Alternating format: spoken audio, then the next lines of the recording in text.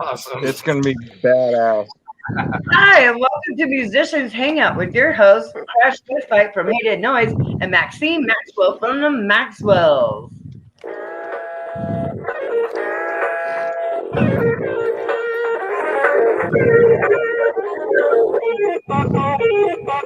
Hey everybody, happy Wednesday. Thank you so much for joining us. And as you can see, we have many guests tonight. And it's going to be an absolutely awesome evening with everybody that's joined us. So I'll go over Musicians Hangout mission statement and we'll start introducing our guests for tonight.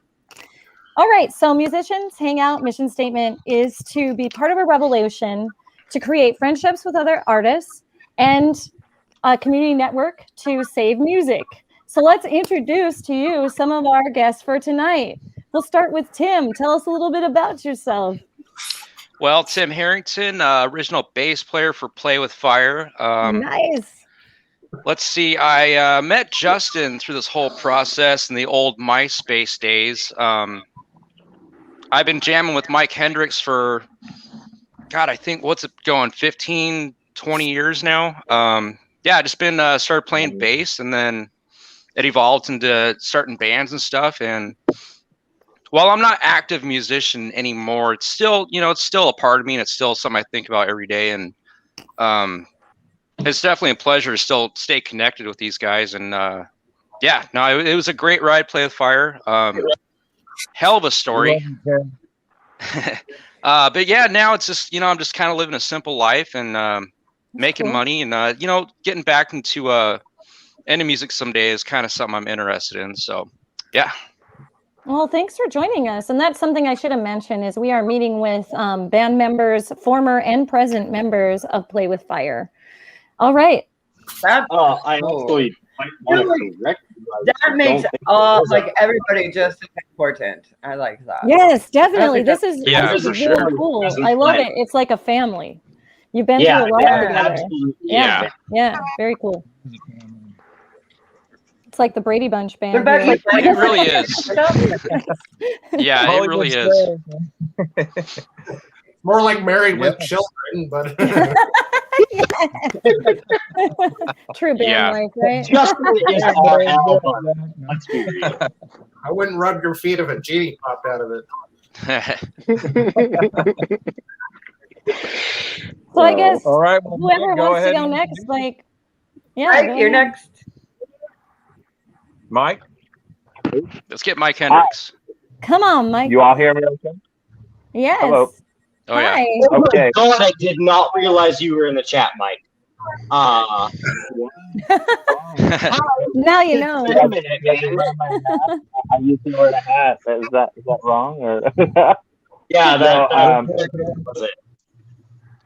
Tim and I have been playing music for a long time. We are, in fact, cousins by blood. Oh, wow, sweet. Oh, yeah. We combined the rhythm section. We had a great time most. And we played with Zach Bird for a long time before we even met Justin. Ultimately, many experiences between Tim Harrington and I, and ultimately coming in to Play with Fire. And I would say the ultimate time with Play with Fire, Tim and I, was the rhythm section, and that's what we called ourselves, was ultimately we played every single weekend over on the coast. That's awesome. Yeah, had a great time. Sweet. Morris's Garage. Yep, every single weekend, and many places where we considered hallowed ground where our favorite bands had played. I mean, literally taking pictures of ourselves, at the Central Tavern or El Corazon. I mean, there are many places, Hell's Kitchen in Tacoma, many places where we considered hallowed ground where our favorites had ever played, and just being able to be there. Ultimately, the greatest summer we've ever had was playing everything. So, I'm going to say, ultimately, yeah. Can I jump in on that point? Because I think I met you guys right after that great summer. Oh. Yeah. So that was very end of 2011. I put a not Craigslist. I forget. I put up a Craigslist post, and the title was Stoner Punk. Yep. And Yep. the description was definitely. these are all of the bands I like.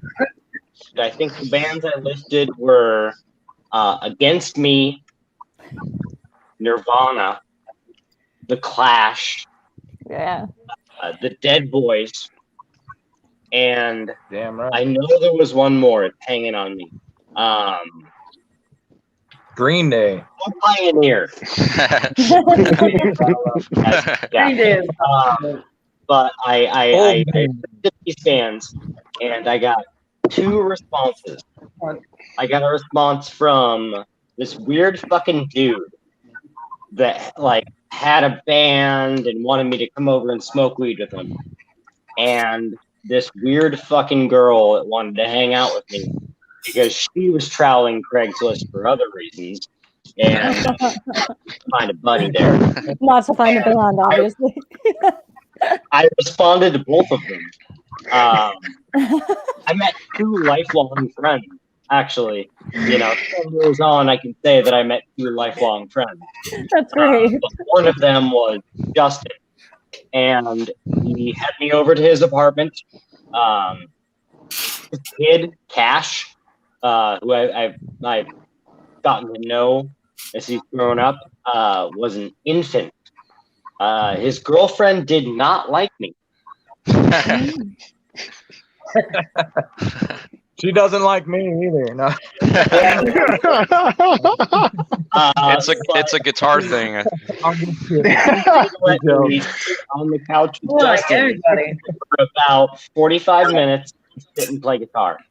And we sat and we played guitar, and he sang a little bit. I sang a tiny, tiny bit, and there was an immediate connection. Yeah. I feel that. Magic, I got brought into this band Yeah, at the very end of their hot girl summer. Luke, you and Justin are pretty cute. Yeah, Thanks. I mean, we kind of are, right?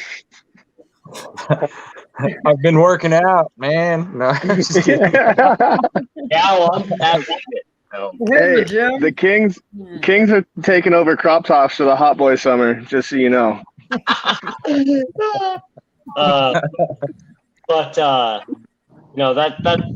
That's how I got initiated in this. It was the first band where I really felt like, I was like 19 years old at the time, and I played in a couple other bands, but I had never felt like I could put pen to paper, relate that to a band member, and have that band member say, "Holy shit, this is awesome." Fit like a glove, man. It's like a family. That really, that connection, I feel like I still share with Justin. We're very close on the terms of like songwriting and musicianship, and I will appreciate that for the rest of my life. Like, I don't know what we're gonna do with this band going forward. I don't know if we're gonna all sit down and write a fucking great acoustic record and all put it down, but Wait, Luke, am I the only drummer in here right now, or is there another drummer in here? There's Hendrix. Mike. Mike's the drummer. Okay, awesome. I'm a drummer. You're the IKEA drummer that plays upside down. Yeah. But Austin, man, we got that fucker from IKEA, and I swear to God, I put him together wrong. Obviously, IKEA drummer. There's a video somewhere on Facebook of me playing upside down. Yeah.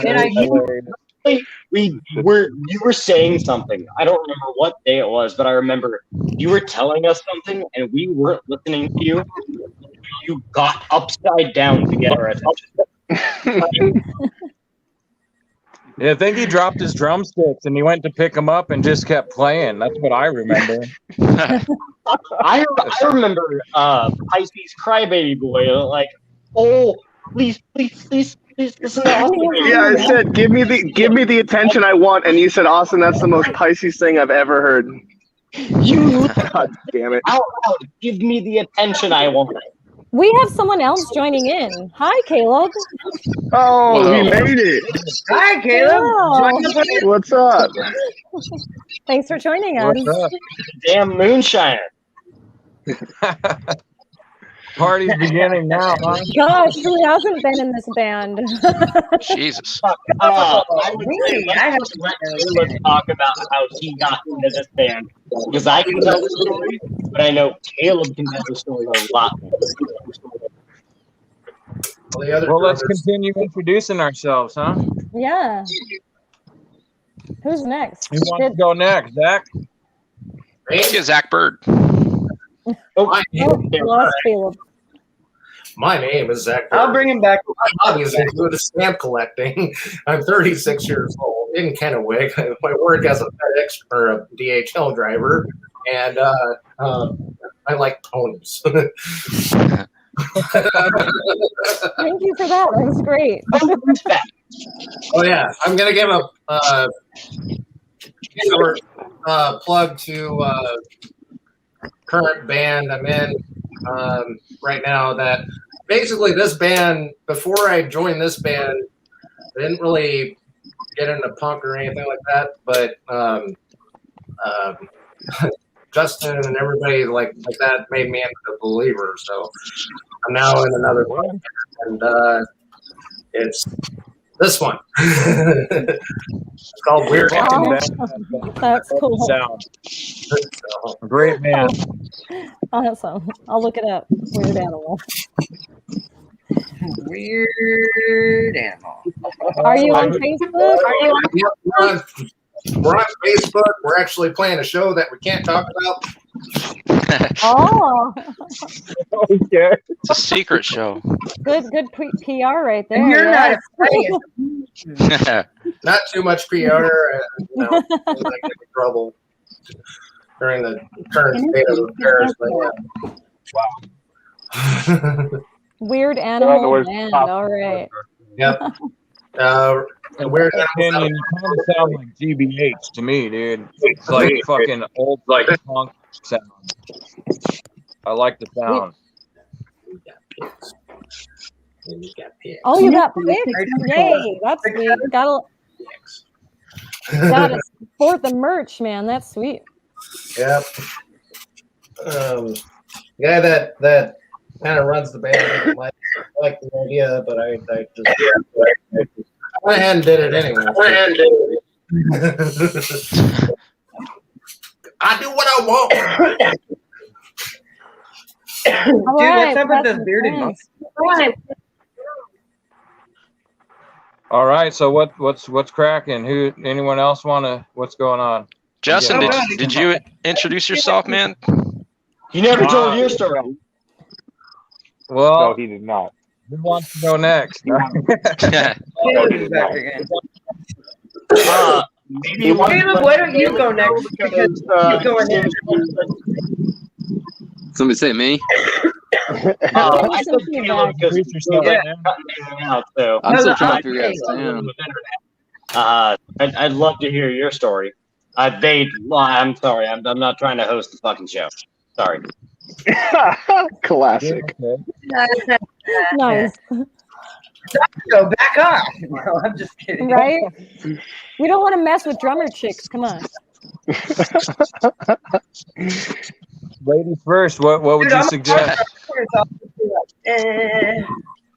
Well, Crash asked Caleb to go since he keeps bouncing in and out. So let's get to know Caleb before he bounces again.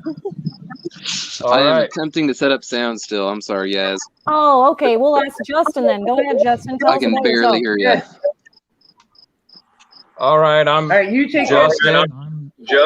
I'm the troublemaker in the band. The I don't troublemaker know. or the troublemaker? Both. Both, man. I turn up the treble would and the drop volume. No, I'm excited to be here. Right now, I'm a kind of a starving musician, I guess, but I always play. I'm kind of just becoming guitarist in my room, but this is an awesome opportunity. It's nice to have all the guys back together again and kind of relive old stories. It's just awesome. I don't know. I don't have much to describe about myself. Yeah, for sure. I just look forward to all the cool stories and stuff, and I don't know. Hey, I'm Why don't you Justin. tell me to play? Nice What to you meet you. doing? I'm the singer-songwriter, lead guitarist. I don't know. We all kind of fed the machine, you know, in our own way, and created this huge monster. And But you started the fire, man. Oh, by the way, you guys, saw- it's back to slam. You started the fire we all play with. If you want to Yeah. do the right, you got to point left, and if you want to do the left, you have to point right. So, All right. always It's like choose the left or the Wonderland. right way down. Oh, we Here's lost There Caleb goes again. Dang. Well, So when I we get guess- him back, do you guys mind if we just let Caleb say his piece? We're totally okay with that, yeah. Okay, cool. yeah. quickly, I suppose I my know where Caleb lives. And, it doesn't We happen. will. Oh, my name is Austin, and I don't know if I was the third, fourth, fifth, sixth, or 10th drummer, but I was somewhere up there towards the end. And it definitely a short stint with the guys, but no, Luke and Justin are great people, and had a lot of fun playing music with them. A lot of dirtbag moments with those two gentlemen. We never played a show together. We And never that's played a what show. goes on me, man. We played shows to ourselves in your basement, and that's all I Your needed. bass sounded It was a lot of fun, especially man. when we were That's awesome. imbibing in the dirtbag moment. When we were really feeling our dirtbag. I mean, like I remember going downtown Leavenworth with Luke, climbing on top of the buildings of Leavenworth, just jamming out on guitar, just drinking whiskey and playing guitar and yelling and singing and having a dandy old time. Trump got elected, we climbed on the top of the Oberto Mall. In Leavenworth. Oh my God, I love Leavenworth. I know exactly where that's at. There's a picture of me playing guitar, fucking whiskey drunk, wishing that I could be doing coke that night. And Austin I'm a and Pepsi guy. I John don't know what you're Horner, talking about. who, like, honestly, John Horner almost should be included in this chat for the amount of times he carried our He was a fucking great gear roadie, yes. Where are and just you? rode with them. Like, Justin, you remember him. Of course, yeah. He was a great roadie, man. He helped us out. He was a cool guy. He's genuinely nice. I have a question. How in the hell did you guys get a roadie? I've been looking for someone to carry my road. Well, he wasn't technically a roadie, but he, Drugs. you know, he always takes shows. Drugs. He was a few years younger than me. He really liked hanging out with us, really liked drinking with us, and he just ended up wanting to roll to shows and have fun with us. And that's how it went. For those dudes. I have a roadie like that every once in a while. Sheldon, he's been my roadie twice, and I didn't need to bribe him We with have drugs. Jeffrey. Maybe Don't alcohol. lie. So never mind. I'm wrong. Every time you and I play a show together and Jeffrey is there, Jeffrey always roadie. Yep, Jeffy is too. You're right. Yep, Jeffrey is too. Cheers. Cheers I to our guess roadies. that. Clink. Skull to roadies. Oh yeah, cheers. Yeah, absolutely. Cheers. Cheers. All right. For them, Austin, you out the road. never carried your damn gear. I couldn't hear you. You never had to play a show with us. You never had to actually carry gear. So. Thank gosh I didn't ever have to play a show. Cody carried Caleb from here. The one good fun show we played. The one. Oh man, we should talk about the time that I let you guys borrow my drum set to practice with, and you guys, disappeared to Seattle and got half of it stolen. God, dude. Oh, Okay, so that's what you and Well, there's the Caleb, time that my man. I mean, you got most That of was it back. the BX house party stuff. You gotta That was watch the That that was shit. what was that address? Hendo Okay. Street or whatever. Luke, 20th and Hendo. What kind of kid? Yeah, let's let Caleb say something about that too, because we were both there. Tim was there. Caleb hasn't talked yet. Fuck. Well, I have to talk about the time that Tim Harrington, we literally were playing at the Central Tavern, downtown Seattle, and Tim Harrington was driving around for 45 minutes looking for parking, and he could not find any parking to unload his bass amp. He ended up paying $25, well, maybe even up to $4 for parking 2.5 blocks away. He comes back down to the Central Tavern. I'm standing there. I've got a beer in my hand. And I'm ready to rock and roll. And it's like, hey man, will you help me with my down here from about 2.5 blocks away? I was like, Yeah. Shit. I'm not gonna lie. As far as most fun playing downtown Seattle. I was circling around First Avenue for 45 minutes. You guys are in there sipping on beers and shit. I'm trying to find a parking spot. Yep. And I think I paid my parking fee. Square. Oh my God. Like all of Pioneer Square is like that. Like all of it. It sucks. I Yep. hate playing Oh, yeah. Pioneer Square. Like, No, I no. love the venues, but I hate the parking situation. Yeah. It was horrible. It made for a damn good story. I'm actually happy to talk about that now because, yeah, I mean, like it was part of that struggle back then. Back then it was we had to pay those dues. That's just how it went. And I don't know. Yeah, it's part of the story. We unloaded all the gear from that parking lot and pushed it all the way down the road on the bumpy ass freaking sidewalks. And oh yeah, we were walking past the Gentlemen's Club. We've been on the bumpy sidewalks. Oh my God. I think our luckily we had just a hill or something because it is Seattle. Yeah.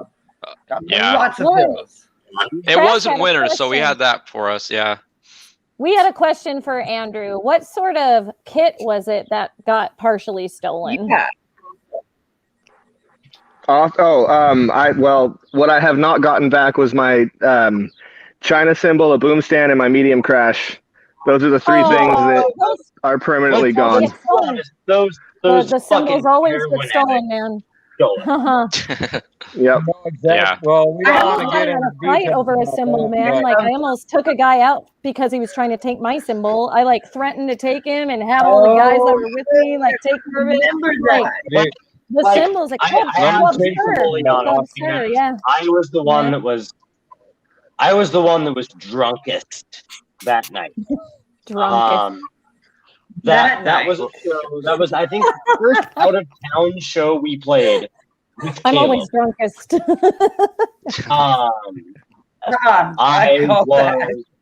By the end of the night, I was fucking obliterated to the point where Caleb, I don't know what the fuck I said or did, but Caleb drove my car out of that house as punk rockers were hitting my windows like zombies. And, and we left you in charge of grabbing the gear. You left me and Caleb. We were in Seattle because I don't know if you remember in this time of the band.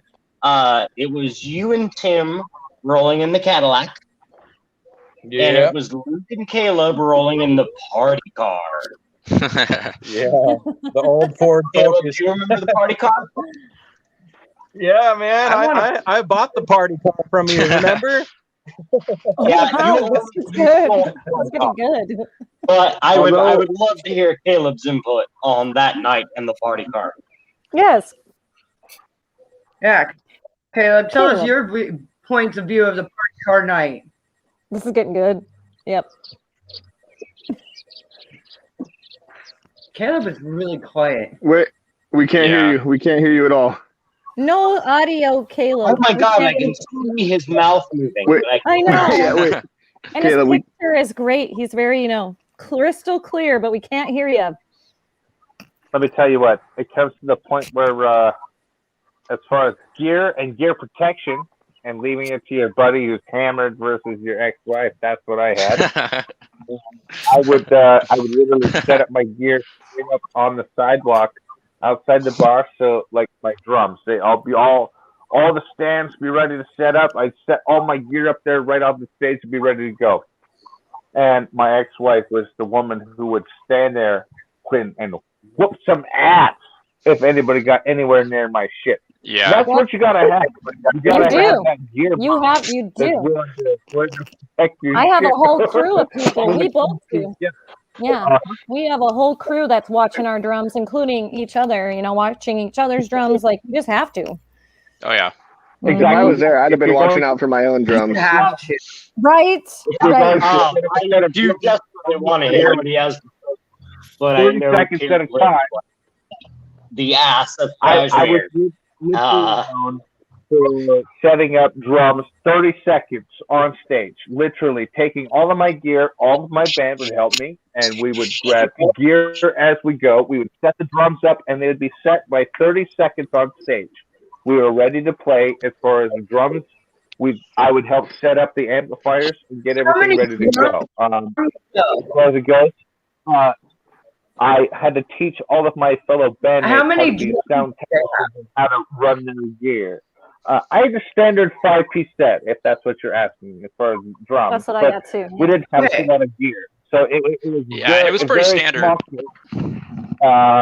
So we literally would I would run in immediately with I grabbed my bass drum that had my toms already mounted to it and ready to go. I'd walk in like I was marching drum, bass drum guy, and I would set them on stage, and everybody set the kit around me, and I would set the stands on and be done. And go. I mean, literally within 60 seconds, drums would be ready to go. I mean, they were set up on the stage, like on the sidewalk outside the show. So it's the point where,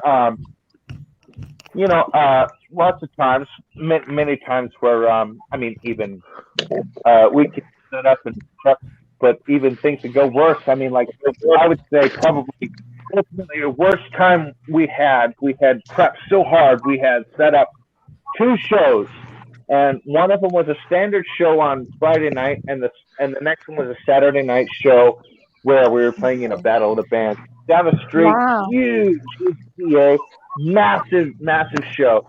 We would ultimately we would split ourselves up on the Friday night to play well, introduce ourselves basically to the people that's running the battle of the bands, so we're going to do well. But we had the worst luck when it came to equipment failures, and we failed like probably 4 times in one set, and it was the worst we've ever done, and like the most we've ever tried at that point. Like, dude, that was the most punk rock thing I've ever heard. Yeah, we struggled so hard within the next 12 hours, and we came out, and I think we took second in the battle of the bands the next day. We sold most tickets. We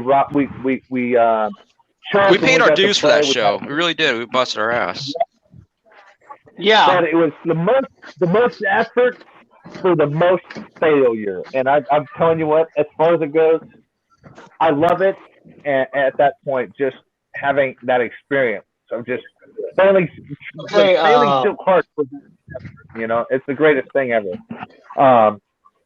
We obviously went on to do greater things after that, but it's the point where it was very humbling for Tim and I and Justin at that point. We played at Louis G's, and we conquered the next day. I'm not gonna lie, Louis G's in Fife, Washington, but we conquered the next day. But it was, unfortunately, Louis G's did not make it through COVID. They are closed down. No kidding. So many venues are closing down. It's frustrating. All the freaking historic venues in Seattle are dying out.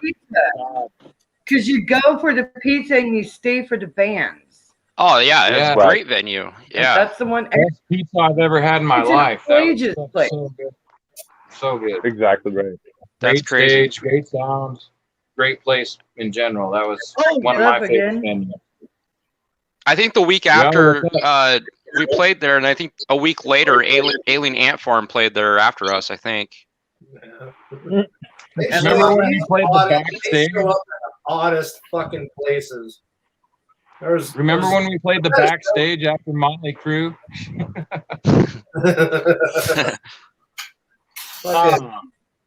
Hey guys, yeah, I think Caleb is connected, so is it okay if like he just does his piece?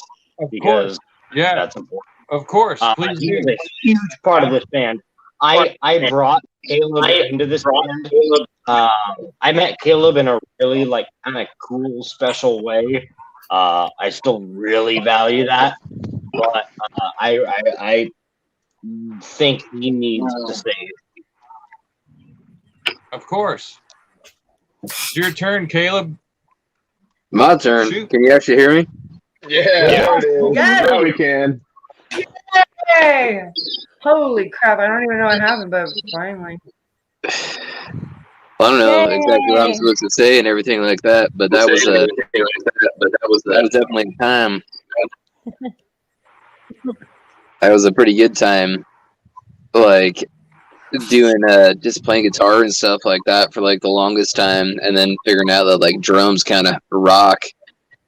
Be able to play with somebody and be able to get this like crazy with it. Like we did way too many drugs. We did way too much drinking of the booze. Way too much of smoking. Like it was just we were just in it for a while there, which was great. It was like we'd stay up all night long until like 4 or 5 a.m. and just like rock, dude. It was great. I think my favorite moment with Caleb is he introduced me to the Sidewalk Slammers. Yeah, man. Oh, man. God. Oh god. Oh my God. The Oh, sidewalk yeah. slam, You guys dude. all know what that is. The sidewalk slam. Caleb was 800 and Red Yeah. Bull Loco, man. Let's Gets go. the job down. done every time. Yeah, Remember No, when I we had that wouldn't. bill Hey, came boss. up and it was $6.66? Oh, Yeah. That sidewalk slam. For a sidewalk It was slammer? a gas station that Sidewalk Slammers. Yeah, we no Caleb and I bought a 40 ounce of Old English and a Four Loco at a Fruit gas punch. station after we played one of our rough shows, and it came up to $6.66. That Kent. That was Kent. Yeah, That was when you got picked. That's when you got picked up by that girl. And she straight freaking threw you down and you broke your leg. Remember that? He got broken, dude. I drove back with like Luke, Damn. just like in pain, dude. Like just like in a ball. I was driving back at like 115 miles an hour. Just like, all right, let's go, guys. Woo! Yeah, they're like, how long did that take you to get back? I was like, an hour and 15 minutes or some shit. You're like, oh my God. I remember you guys passing us on the freeway, dude. Your ass was hanging out the window. Remember that? Oh my. You're just mooning people as they went by. Saw your balls flapping in the wind, man. I would like to say personally that crazy moments. that really kind of was a crazy time for the band, but you know, with Caleb's youth and like with Luke's sense of humor, man, that was a really good time to play with fire. Like the Luke and Caleb days when it was me, Justin, and Luke and Caleb.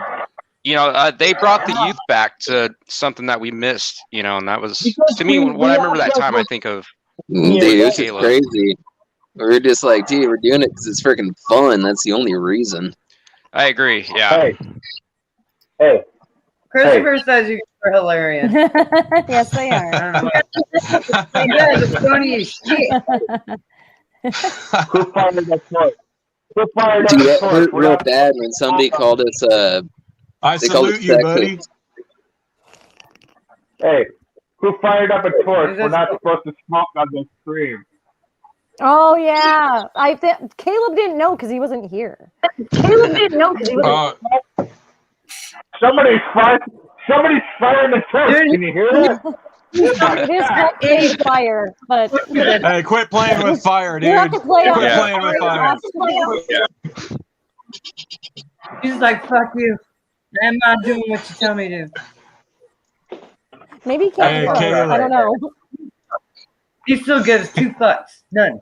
Not a fuck given right there. Who would do that? He ran. You can't be play with fire without smoke. It's true. Yeah, I'm just kidding. I mean, yeah. Troublemakers. You damn troublemakers. I mean, not gonna lie, we definitely got more lax through 2020 because we used to try to be way more family friendly and not even do the F-bomb. And after 2020, we were like, "Fuck it, we're done with that." Because viewer discretion advised. Yes. I couldn't keep it in. Like I was saying fuck like all the time. I'm like, oh shit. Yeah, me too. I don't either. It was like, dude, I've been like making beer and brewing like moonshine for the past year and a half. I don't even know what a social norm is anymore. Right? A lot of us don't. Caleb, I know how to make beer. I've got a goat farm, man. Like that's all I do. You've been doing through social media, and holy shit, man! Like, good on you. You made you're like living your life, and you did it well. Yeah. Oh yeah, we just made a bunch of crawfish traps and stuff like that for the river. This is fun. I'm having a good time. I'm glad you guys are having fun hanging out with us. This is fun. Yeah, thank you very much. Hell yeah! Are digging it. Our chat room is digging it. This is fun. If I can suggest a topic, I would love to hear Caleb's version of how him and I met, because that was a nightmare. It's on YouTube on that Spin This show that we did. Remember? Oh yeah. Oh man! Give a shout out to Spin This with Kevin Porter. First of all, let me give a shout out to my brother Trevor Shea, Ian Valente for drumming with us. Frickin' Justin Vincent, thank you for frickin' rocking out on guitar. Fucking everybody that was a part of this band, thank you. You all kick ass. I appreciate every single one of you for helping pour fuel on the fire. You all kick ass. How many people have been in Play with Fire? The alumni? 1, 2, 3, 4, 5, 6, 7, 8, 9, 10. Probably like 11 people. Noses right now. Austin. 7 on here right now. Probably 11 total members, something like that. I think it was 11 we figured out last year. Dang. Yeah, you can't forget Dalton. Yeah. Dalton's number 12. No, it's 13. Lucky 13. Oh, fuck you. It's my favorite number, I swear to God. Swear to God. Like my pin number comes to like 13. Or some variation of 13. Mm-hmm. If I knew how to count, I'd give you a more appropriate answer, but I still don't. I dropped out in the 5th grade. I gave up on life back then. Started playing in rock bands when I was 5. There's a song for everything. Yeah. Yeah, there is. All right. Well, got more questions? I don't know. Yes, we do. Break the silence. We want to know your inspiration. So, who inspires you guys?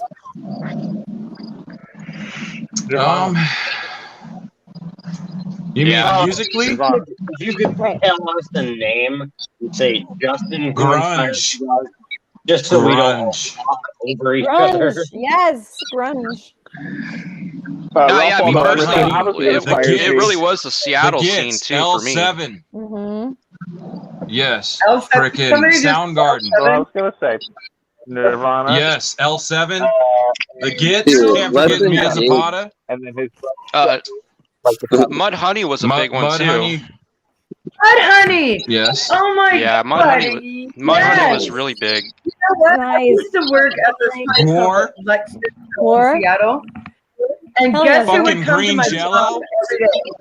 Green Jello. Yeah, I Can't know. forget Green Jello.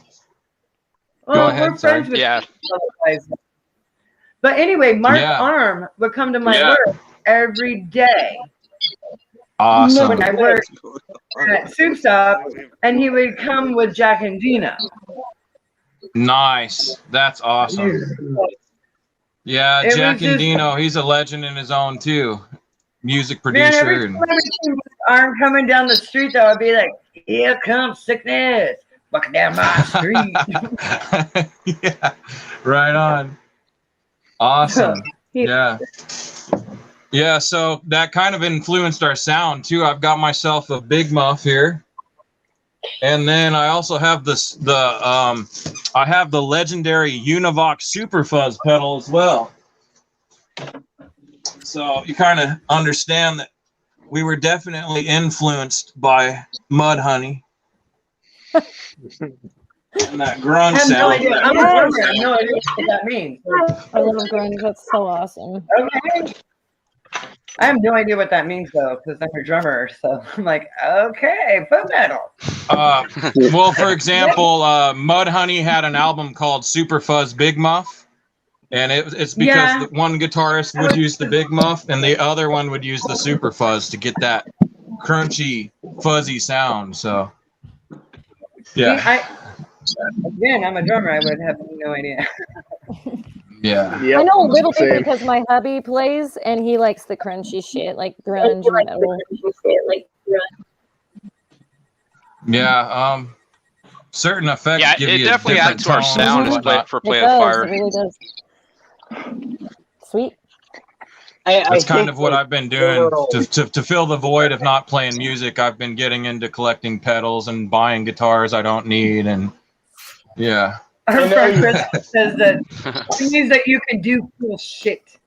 Yep. Yeah. Exactly. It's cool You shit. could fucking break the neighbor's windows and shake the walls and stuff with your guitar, you know.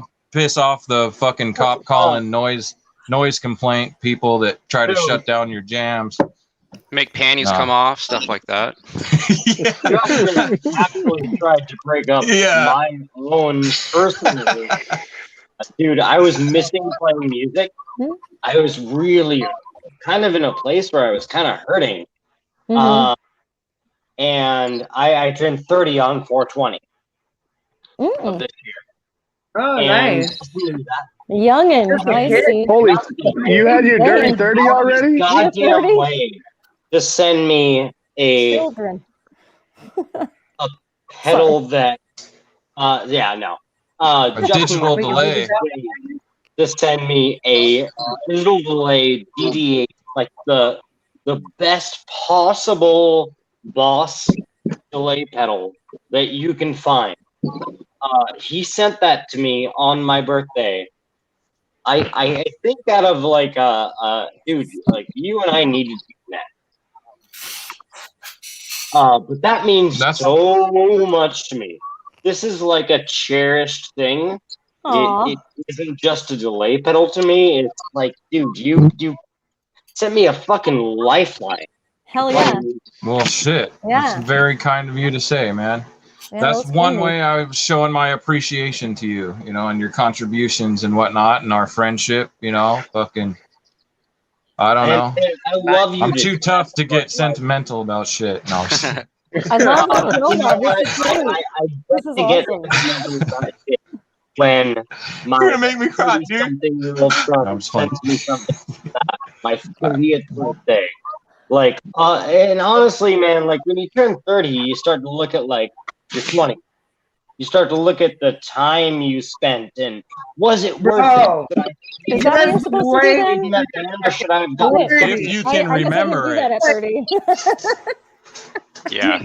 Oh man, I basically forgot my whole 20s. I don't even remember my whole entire 20s. But you wrote some I don't. goddamn good songs and played some fucking good shows in that time period, man. So Did I? No, that's what counts. We did, man. We did. We wrote some badass songs. We played some badass but man, fucking shows. I just have to say again, I've never really said this like publicly. I've said this to you. I never even showed you videos when I got the fucking pedal. This thing has like literally changed my life. I sit down and play guitar every fucking day since I got this, and I wasn't doing it before. I was sitting down maybe once every 2 weeks and playing a David Allen Coe Oh song. my god. Dude, our friend Casey Nearing, she's I'm gonna stop talking for a while. She's about 24. Oh, it's your 24? birthday tomorrow. Nice. Oh my gosh. Well, happy birthday, Casey. Happy birthday. Cheers. Happy early birthday. Turn it up, girl. Oh, yeah. Good Lord. Happy birthday. She met cool. Dave Grohl. What? Yes. Yeah, she met Dave Grohl. Oh my gosh. I know. That's like Well, I meeting met Jesus Crash Christ has nowadays. too. No. Like Crash has met him too. Dude, I used to have this house in Olympia on Collins Road. And everybody would come to my house, just destroy it, because it was the punk rock house. Yeah. And this girl was sitting on my couch just playing guitar while everybody's just destroying my house. It was so bad that they ended up demolishing the house after I moved out. Oh shit. Jesus. Me personally, I like Dave Grohl, but I would really like to meet Pat Smear myself, like the old legendary punk rockers. Yes, legendary Oh Pat my gosh, Smear. yes. I want to meet Chris Novoselic and I've met Pat Smear, man. Novoselic and his wife had me over. It was the first for dinner. It was the first time I ever ate octopus was with those guys. That's awesome. Ooh, octopus. That is badass. That's badass. really cool. Mm-hmm. Super. He's like 7,000 feet tall, though. Like, Yeah, he's huge. Yeah, I know.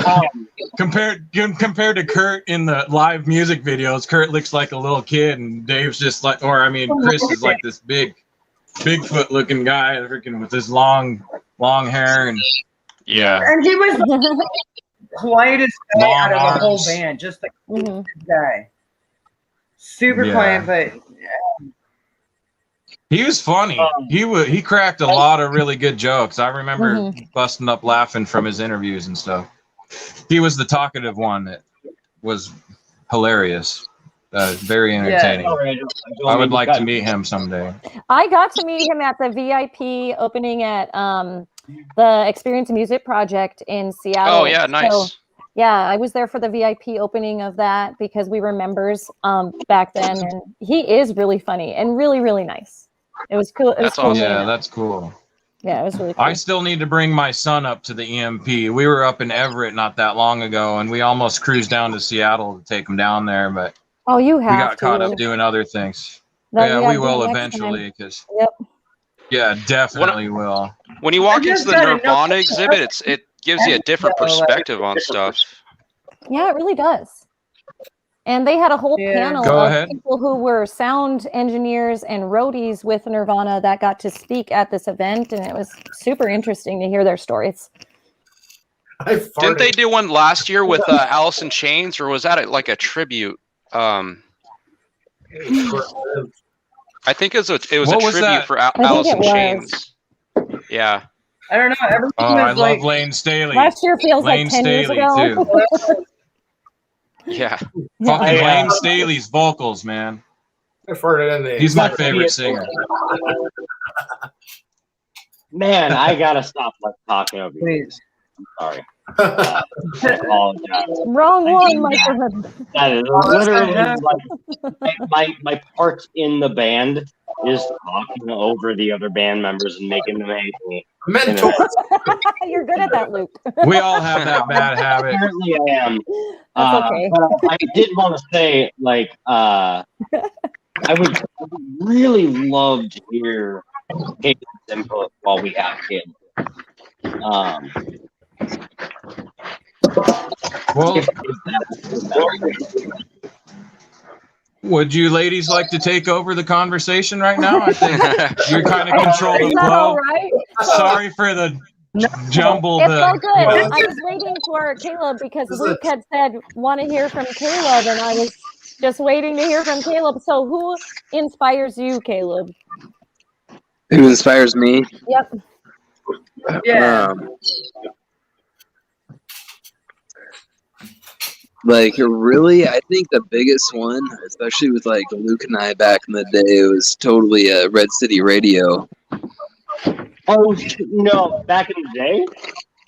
I mean, not even back in the day, but still, right now, like I love Red City Radio. Huh. We'll have to check Like, them out. a few of those pop punk bands that are really like picking it through, like at the point right now, are the ones that I'm really like loving a lot. Like back in the day, it was like No Effects and everything like that.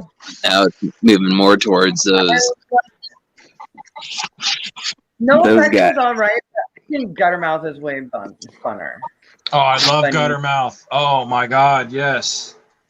Guttermouth. I've actually met Fat Mike in at Warp Tour 2004 at the Gorge. Oh, But Yeah, yeah, I've I always love been- Guttermouth. yes. Fucking that's love cool. I've Guttermouth. always been a Warp Tour kid, man. I love pop punk and punk rock and stuff like that. Caleb, do you remember the Hank Williams 3? Oh man, that was awful. When we first met. Yeah, that Hank Williams show, I had to haul you out of there. Yeah, you did. Actually, I have no idea what happened after you hauled me out of there. That's why they had to haul your ass out of there, buddy. Yep, exactly. I mean, how many stories do we all have of Luke getting too drunk and us having to, in some way or another, take care of it? Yeah. We're always A lot. up for story time. I mean, Tell us all your stories. All of us got pretty. Who wants to tell a story? Come on, Mike. You got some good stories you want to bring? Mike, I can't hear you, buddy. Mike, upper level. I can't hear him. Upper level. I can't hear Mike. Mic check. Mic check. Technical difficulties. Mic check on Mike. Mic check on Mike. So you look great. I We know just can't hear ya. Unmute Mike. your mic. Your mic good. Did I mute your mic? I feel like I'm watching an old Japanese movie. And just see the lips moving, but not really. I don't know. Well, Yeah, so make great commentary. we did have a question for Hey, Mike, Andrew can you hear? from the chat. So Chris asked IKEA, Andrew, who do you look up to as a drummer? My name is Austin. Oh, sorry. But you, Hi, but your Austin. name, your title is IKEA drummer. Yeah, People see you as IKEA drummer. yeah. Um, Hey, drummer. um, Oh, wait, you're all drummers. No, That's you're your not all punk drummers, I name. know Your that. punk name. Your punk name is IKEA. IKEA. To be honest, I don't actually have a famous person that I've looked up to the most when I was younger. My sister is a kick-ass trumpet player, and in high school she played in jazz band. And one of her best friends, who has since become my brother, my best friend, Chris Maines, I watched him playing drum solos when I was in like 5th and 6th grade. And like jazz drumming is really what got me into it. And then when I got into high school, he had just graduated, and the jazz drummer at the time's name was David. And David was one of my inspirations. Next to Chris, those are the two biggest inspirations I ever had to play drums. Just how much fun they had, and the smiles on their face while they were doing it, and the way that they loved it. It was, I mean, it always made me feel some sort of way, and that was always the motivation that I had to pursue the drumming. And then David got involved in sports, and as a freshman, I got thrown into the mix and wasn't really given a choice. I had to learn like 14 songs in a matter of a weekend to play the first concert, and that was the beginning of it. Damn. Cool. Dude, that's a great story. Cool. I love that. Yeah, Chris says jazz. Nice. Yeah, jazz drumming. Shit, that's crazy. That jazz drumming is something special. Absolutely. I know. Back in when I first started with Luke and Justin, they were like, man, you just got to play fast. I was like, dude, I don't know how to play fast. Like, that's not the kind of drumming that I do. And they were like, no, you can play fast. And then, Well, that's like the old yeah. Buddy Rich days. So, I don't know. This is a Mike, Justin, Tim, and Austin story. Where'd Mike go? Austin, What? I'm not sure. But Mike left us Austin, after we do couldn't you get him remember to the unmute. party at my house? Come back to us, Mike. Summons Mike. Somebody check on Mike. Yeah, just tell the He- tell him to click on the link again. We'll bring him back in. If anybody gets disconnected, I mean, Caleb knows. Just keep clicking in. We'll bring you back.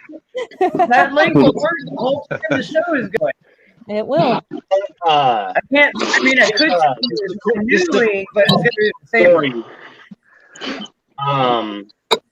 Justin, myself, and Tim, we are going together at a pool party in the backyard of my parents' house. Oh my God, dude, Luke, I was just going to ask you about that. I wanted you to tell us that story because I was at that pool party and I was like 16 years old. This is why I have to tell that party. This is such a cool story. You were, how old were you? I was like 2012. I was 16 or 17. 16 or 17. And Justin, So young. myself, Mike, and Tim, I had this really cool pool party about a month ago where I had all my favorite bands from Seattle come out and play. And my parents had this big... What the hell was when I there? Ninjas with syringes. Ninjas and Syringes. They were the band that played with us. They're still a very active, popular band. But they opened for us, of all things.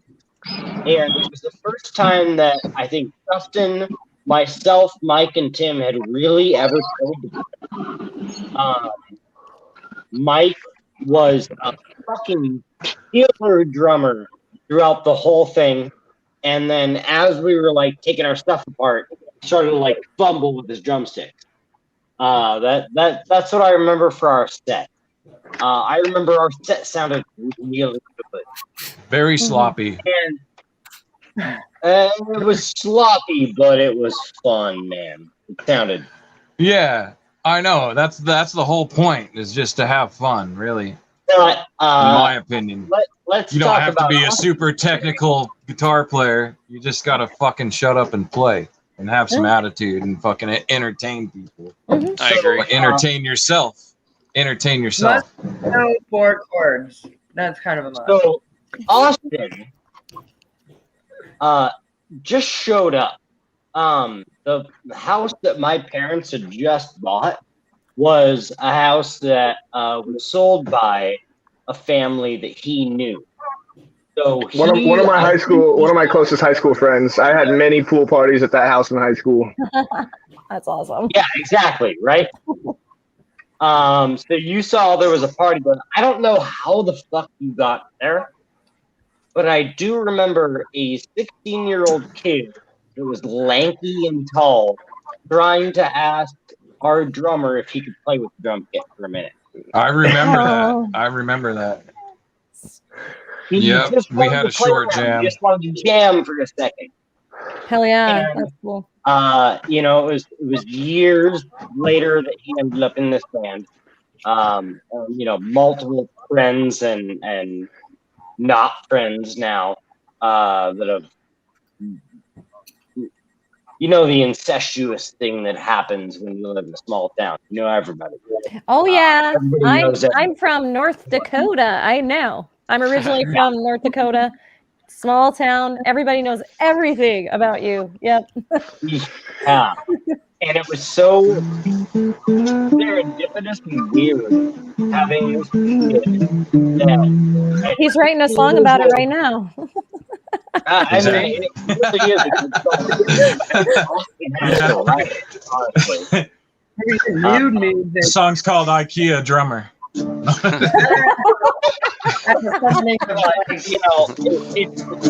so crazy that he found way back when it's kind of cool. I honestly think that this band really needs to sit down with like all of the members that actually gave a shit. And put a record down. And it must be everyone here, like why would they show up if they weren't giving a shit, right? Yeah, that's a good point. Rockstar in the making. Rockstar in the making right here.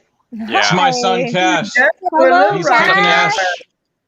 He's Hi. learning drums. He's learning the guitar. He's really rocking it out. He's been playing the Ramones. His favorite band is Queen. He's got his Black Sabbath shirt on.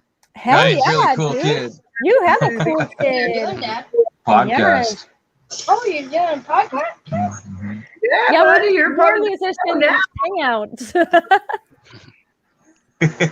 He's just like, what's going on? I came to see what you're doing. I'll go back in the living room now. All right, buddy. I'll talk to you later. The only thing that I ever want, my son was born on St. Patrick's Day, so on his 18th or 16th or 21st birthday, one of those three, we should probably all get together and play a set for his birthday. That would be great. Yes. Yes, dude. A good St. Patty's Day party, birthday jam. That's the best. Rock and roll will never fucking die, man. Did you remember I told you when your son was born? Wait, what? Are you talking to me? Austin. Oh, go ahead. You remember what I told you when your son was born? Musicians Hangout. No, what did you tell me? Finally, there's a sour that can play fast. Fuck. Oh, I do remember that. I do. I think I actually have that text message saved. Well, shoot. Can we pause for a sec and see what's going on with the other guys? I feel like what's going on with Zach? Yeah, dude, like, we can hold the part down. Yeah, we can talk about other stuff. There's Zach. Where's Mike at? Mike's got to be in here. Where'd Caleb go? Yeah, that's weird. I don't know. Somebody messaged Caleb. Maybe not Austin. Hold on. Let me see for a second here. I'm just throwing up random pictures. I saw that. I love it, Zach. I've been watching the stream. Mike, though. Like, look, you got his number. There's the random picture. That guy right there in the bass playing bass. That's my brother Trevor. He's in a band right now down in Texas called Trigger the Dead. They're really cool. Yeah, really badass badass fucking metal band, and he's been kicking ass down there. Fucking hardcore metal. Yes. Yeah, the first jam that we ever had together, like when I was the drummer, was with Trevor, and it was shortly after that you were like, "Nope, fuck that guy. We're not playing with him anymore." And I was like, "Damn, but we need a bass player." So Luke got off a rhythm, and he got on bass, and then we were just a three-piece. But I said that good. About my brother?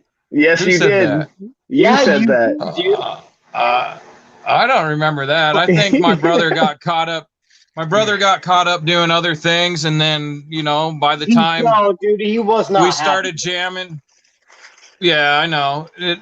Shit got complicated, man, and it just it breaks your spirit when it's not fun anymore. So we just Trigger the Dead. There it is. I see it. Trigger the Dead. Yeah. Liking it. Fuck yeah. I love my brother to death, and I really enjoyed it when he was in the band. Sweet. But we're brothers. We fight sometimes, but no hard feelings now. And when it really happens, that's the beauty of music. Is it always kind of like tends to bring you back, and the people that really love it and enjoy it and appreciate it. Music is what pulls you out of the times when shit gets nasty. I mean, being expression of self, the opportunity to vibe and play with other people, similar situations. It's an awesome thing, a beautiful, awesome thing. Yeah, it's an extension of your soul. It makes sense, Yeah. I mean, music is the language of the universe, if you ask me. You just have to give in and let it capture you. You can't fight it. You just let it take over, man. Oh yeah. It's like an outer body experience.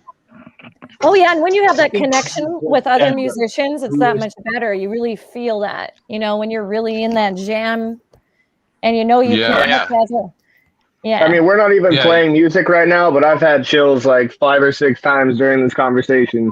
Really? Yeah, it's because we're reliving the moment, Well, man. there's already a bill. I mean, if everybody like was down with it, it's like if people like would play with fire, get together at a gig, there's 3 bands basically that could be on a bill like soon. Dude, I am. Is that Where Mike? would you play? So are we getting? There he is. Are we getting back into venues opening now? I mean, like, Yeah. How dare you leave, Mike? No, I'm just kidding. like that's been a big thing that kind of hindered us was not having any venues to play at, and it being COVID time. Yeah. It's. Oh yeah. Well, We know. But you can get back in the fucking garage. The only Gotta place get back in the garage. Get back in the basement. The only places During that time. That's what a lot of us did. The only shit was basically Idaho, and then you gotta be in the loop. Like it's weird. Like the show that I'm doing, it's pretty much word of mouth. It's like in Basin City. It's out in the docks. I'm good right now. You can join in if you want. I would say commercial for it now, but, like, we have to be very low key on it because Washington State sucks. I moved to Idaho in August of last year, and I played. I actually have a little weird tally mark that I write on my wall. I've played 9 shows by myself. Hey, Mike. In Idaho since Idaho. Yeah, we played the Braille that one day with Dirty Verde.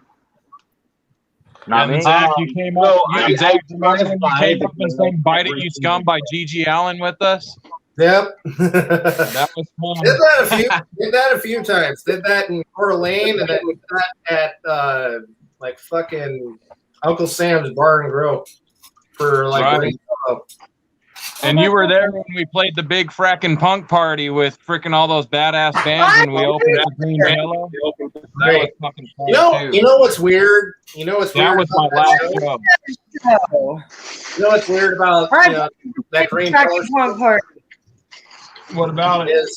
Well, it's weird because like when you guys played with them in Sumner, everybody seemed to know what the fuck the deal was. Like leading up to the show, everybody was like, "Green Jello sucks, Green Jello sucks," and that's the whole fucking thing, right? They played Wally's in Wenatchee. No, shortly after, wasn't it? Yeah. Dude, it was bizarre. No one knew what the fuck they were doing. Like, I yelled "Green Jello sucks" and all this other stuff, and just got weird looks from like Head Wound that was opening for them, and then the crowd was like, and I just yelled out loud, like, "None of you motherfuckers know where the fuck you're at. Piss on you." Dude, that was an awesome show for us, though, man. The Raw Dogs played, fucking Rain City Rebels played, fucking Off Track played, bunch of badass fucking punk bands, that was so much fun. And that was my last show, so that was actually kind of a great way to close it for me. But I'm starving right now, and I'm fucking getting back to and ready to start playing again. So whoever wants to join in and jam. Hey, Justin, let's fucking jam, dude. And I have my kit set up at my house. I am fucking down, dude. Anytime. Sweet. Well, Squirrel Fight is, I'm not sure you guys are aware of it, but there's a place in Moses Lake that we're trying to get a show at. It's called Squirrel Fight. Squirrel Fight. And, like, they're kind of doing shows and whatnot. Again, we can promote it. So, nobody wants to get in trouble because, but... well, all those restrictions in Washington State lift June 30th. They all lift 100%. That we know of. So we can play music in Washington State June 30th. We do not have to worry again. So And you can still busk on the street corner and stay 6 feet away from people busking. You can, You know? yeah, you can do that. That's fucking. I'd rather get the fucking COVID. Yeah, my band. But yeah, If I shove off with go a ahead, syrup Maxine. or whatever. My band plays a show in August at a place called Rumors. It is the former Uncle Sam's in Spanaway, Washington. And we are so excited. So excited to awesome. finally get out there because we haven't played a show We love since that venue. January 3rd, 2020. So we haven't been out. It'll be over a year and a half when we play. Wow. So, That's a long time. I know. Indoor. Yeah. Is it going to We be gotta give outdoor? a shout out to Law Dog Music. It might be. We have to give a shout out to Law Dog. Yeah, I dude. appreciate Ellie We know for Ron, booking us on Ellie. their show. Yeah, we know them. They really got us going. They really helped Really? our reputation.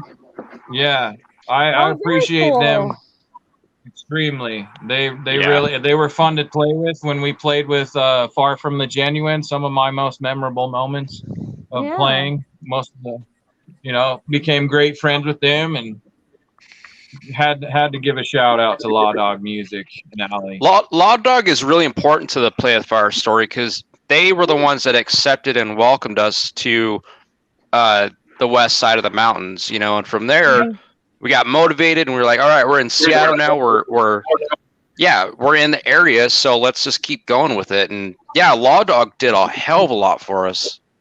It was pretty cool. Because of them, we play every single weekend. We are a real band. Well, like I say, because of them, we were able to play every single weekend somewhere on the coast. Wow. Okay, because of them. That's true. Few gigs that were traveled upon that we found our own. Ultimately, Allie's like, I've got this badass show coming up. Do you guys want on the gig? And we were more than willing. Okay, so it was one of those where, yes, Allie really steered us in the right direction a lot of times as far as pretty decent shows all the time. Anywhere that we that our hearts desired ultimately when it came to like I was talking before, hallowed ground, so Yeah, that was pretty neat time meeting Allie and Law. That was pretty cool. And they invited you guys over. They really built that connection. That Play with Fire relied on for a while coming out west. I think to speak to another scene, when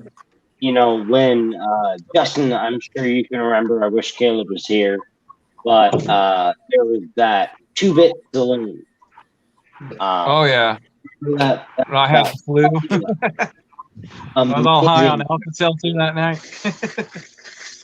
I don't know what you were high on, but I know what Caleb and I were high on. And it was 11 Rolling Rocks a piece and a bunch of Molly that probably, let's be real. Hush.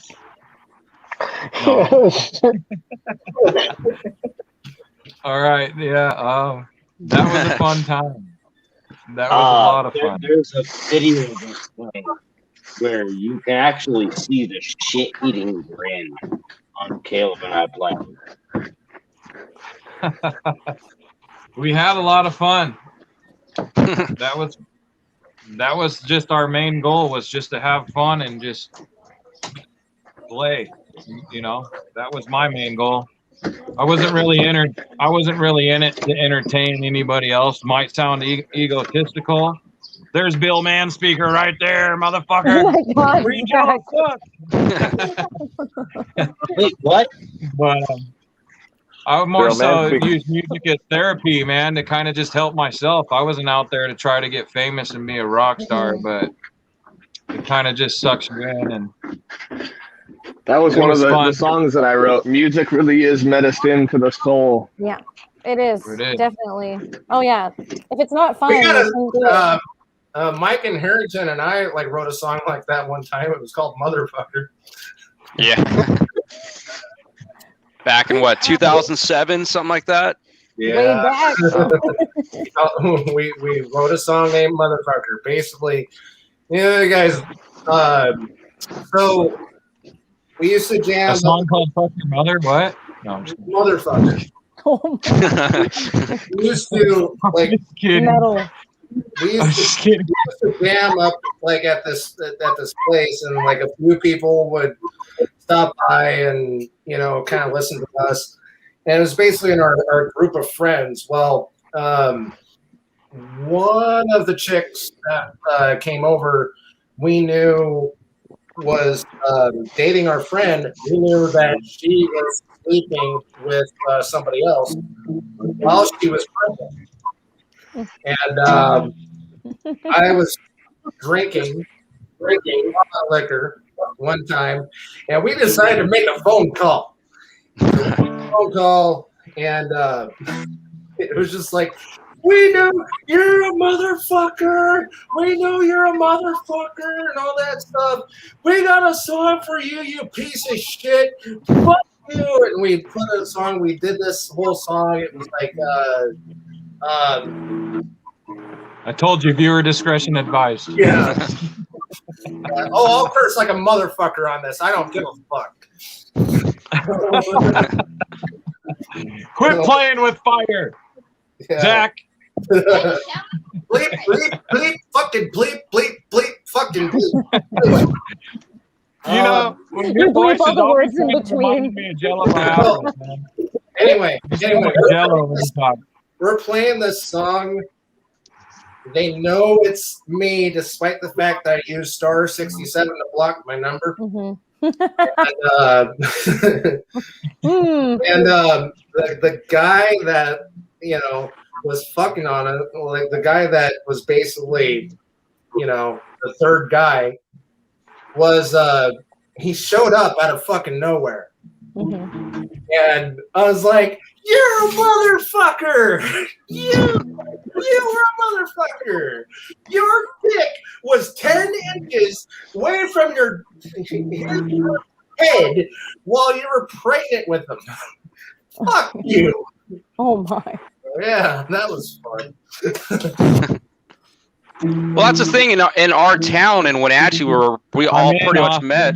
We didn't have the acceptance from anybody, and when we got to Seattle, that was more our town, it seemed, and Mhm. yeah, but Wenatchee was not accepting at all for our I'm in, Austin. creativity,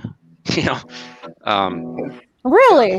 Yeah, it really wasn't. Yeah, it was more of a conservative town compared to the the Good Seattle job. area, and Okay, I can see that, but there is some there.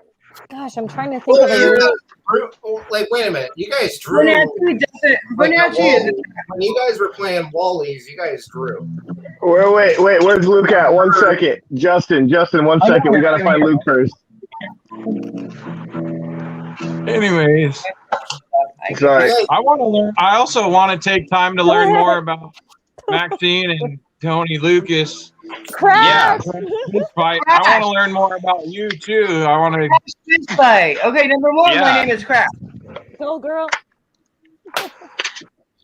My name is Wanna- Crash. I play drums. I play drums for a punk band, and we melt your face off. And yeah, that's awesome. I love that name especially for a drummer. Yeah. Crash. I- this fight. Yeah. I know that from my name is Earl. When Randy asked Crabman if he gets to pick his name, and he was like, "No, they just give you a name." He's like, "Oh, I want to pick my name. It'd be Crash Fistfight." And I was like, "Fuck yeah, that is a great That's name." really fucking. Yeah. So, That would be a I bad do have band name, there too. really quick on the Crash That's thing. awesome. This is a long story made very short. Okay. I was adopted. My bio parents didn't contact me till I was 18. I don't. And I Wow. got apologize them for cutting everybody off, Zach. 12 years now.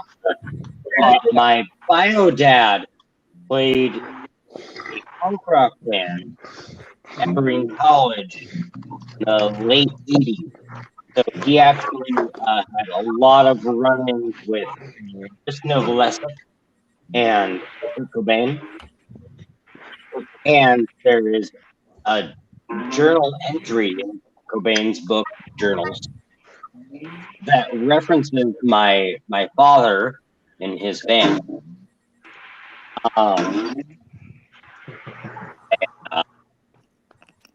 Forgot where I was going. At least we have music to entertain us in between the pauses. Yeah. You guys hear my son jamming on "Come As You Are"? I taught that kid one time how to play that song, and he can play it. Hell yeah! Very That's cool, on the bass, obviously. He's on acoustic guitar. Nice. Oh, nice. That was him playing? That's awesome. Yeah. Oh, yeah, you guys can hear that? Nice. Yeah. Do you guys want to hear one of my favorite quotes of all time? It's a little off topic, but not really. It's by Ralph Waldo Emerson. Oh, I love it. Yes. Yes. I love it. It is easy in the world to live after the world's opinion.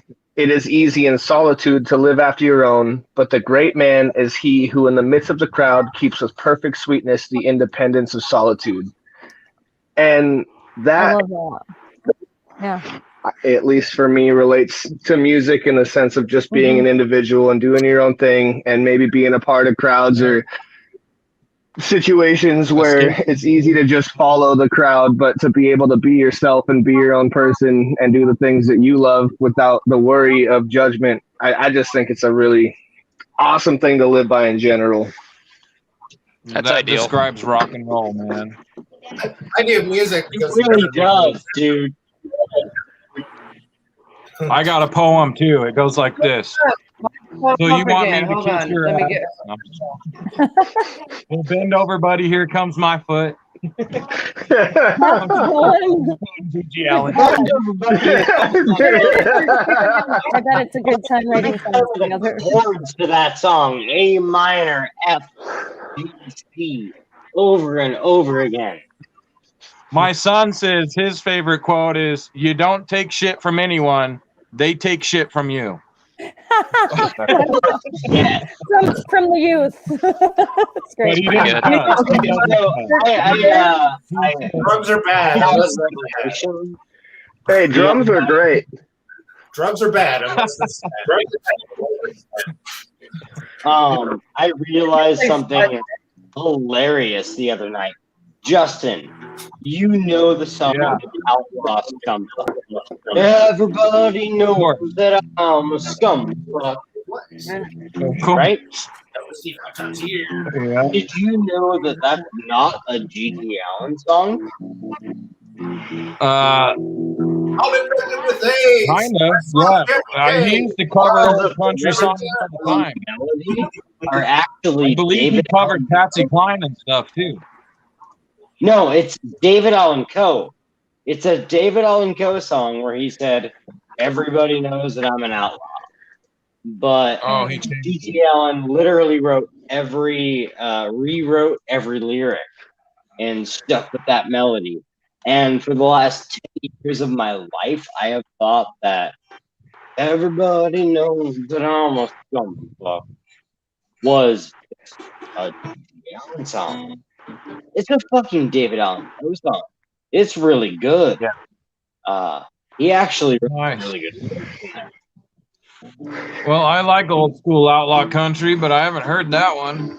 That's good to know. Thanks for sharing that. That's cool. But yeah, I'd like to check in with Maxine. How long do these usually go on? I don't want to just, so we got overstay our welcome, I guess. We're just shy of a half hour, so we go till 9 p.m. Pacific time. So we've got, like I said, about, 35 minutes left. And we want to hear, more about where we can find your band, how our viewers can follow you guys. If you guys have any merch, if you have any upcoming shows or albums to look out for, if you already have albums. out. It sounds let like us know. we need to make the band happen again. Yeah, it does. Sounds like we need let to us make help the you do that. band happen again, I've man. been begging and crying too, man. I've been begging and crying. You can find us on SoundCloud, pretty much all music platforms. I uploaded all of only our recorded songs. We only were able to record 4 songs, which is unfortunate because we have like 20 songs. But you can find it on Spotify, Play with Fire, album Screaming at the Wall, on SoundCloud, iTunes, whatever the main music distributors are, iHeart Music, all that stuff. Just Google Play with Fire, Screaming at the Wall, and you can find our music. Some of it. So wait, you're telling me the last time that you and Luke broke up and all the music got deleted off the internet, you still have it? I have the recordings that we did with Resonant Audio, but everything else got it's just gone, and my heart's broken. No, my ouch! It's like a girlfriend cheating on you, you bastards. No. Gates of Hell, man, I missed that one. $10 Donna when we had that one recorded. Gates of Hell was fucking fire. I tell you what, man, your voice on that song was something special. I miss that song so much. I want to hear it again. I can play it again. Me too. I have Gates of Hell. Gates of Hell, Angst, and Getaway on a phone I thought I got rid of. I pulled all the audio files off of it. I told Justin about this like 2 months ago. Send me. That's all I want for my birthday, Luke. My birthday is July 25th. All I want is like a fucking bunch of old recordings and stuff. I'd like for us all to get together and jam, get down in the basement, have one more fucking jam. That's all I want. Let's make it happen, please. I'll be there. Dude, we can, like, 3 drummers. I don't even care. Def Leppard did it with 2. We can do it with 3. I mean, we all have 2 arms, but... Yes. What has 9 arms? We could switch around, too. I know Mike's a drummer, but he can play guitar and sing, and then, we can all just swap around. That's just... It's fun, dude. And we just got to get in the basement and fucking... reignite I taught myself, I taught myself. Got a text from my probably ex-girlfriend's dad. He missed the first 6 minutes of this, and he's gonna watch the whole thing. So I do have to say, hi Tony. Love you, Tony. We have to rise above the ashes, man. We got to come out of this shit and fucking. That's the name of your new album. That should be. Yeah, that's a good one.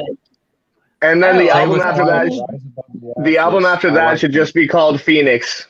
Yes. Dude, there you go. On fucking point, dude. Dude, wow, we just created something, man. There we go. See, that's the power of music right there. Man, it all comes to you. You don't have to create it. It comes to you. That's what happens here on Musicians Hangout. Sometimes That's awesome. that magic happens. It's pretty great. Hey, you caught that live too. That's pretty cool. Mm-hmm. Yes, we did. Thank you guys for facilitating this. This has been a blast. It's like a band reunion in such a sense. An awesome opportunity to hang out and talk. Well, we're glad to be part of that. That's very cool. Absolutely. Keep us in the loop on it. Stuff that you do in the future. If you get together and jam together, if you do get together and write again, like definitely promote on our show. That's what we're about. Yeah, it will happen when the stars align. When Justin hit me up about this. There's an eclipse tonight, guys. Come on.